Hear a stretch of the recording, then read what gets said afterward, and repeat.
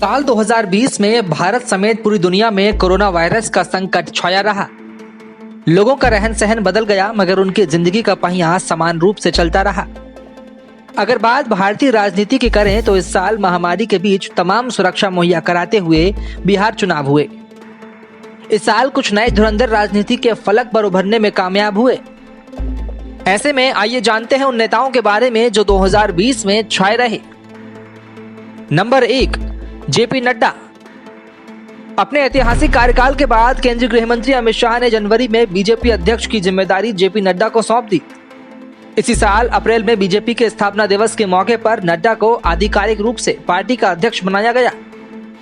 हालांकि नड्डा को शुरुआती झटके लगे। फरवरी में हुए दिल्ली चुनाव में बीजेपी को करारी हार का सामना करना पड़ा, लेकिन साल के आखिर में हुए बिहार विधानसभा और हैदराबाद निकाय चुनाव में शानदार प्रदर्शन करके उन्होंने अपने कुशल नेतृत्व का नमूना पेश किया। नंबर 2, तेजस्वी यादव। बिहार की राजनीति के युवा नेता तेजस्वी यादव के लिए भी साल 2020 बेहद खास रहा। उनके नेतृत्व में आरजेडी ने शानदार प्रदर्शन किया। महागठबंधन की ओर से तेजस्वी ने अकेले चुनाव प्रचार की कमान संभाली और चुनाव का एजेंडा ऐसा सेट किया कि माहौल उनके पक्ष में बन गया।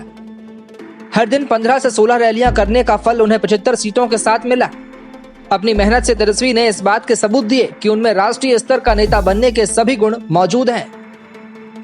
नंबर 3, असदुद्दीन ओवैसी।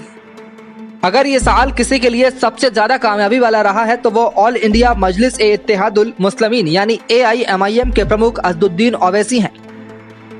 ओवैसी की पार्टी ने बिहार के मुस्लिम बहुल्य सीमांचल इलाके में 5 विधानसभा सीटों को जीतकर सभी को हैरान कर दिया।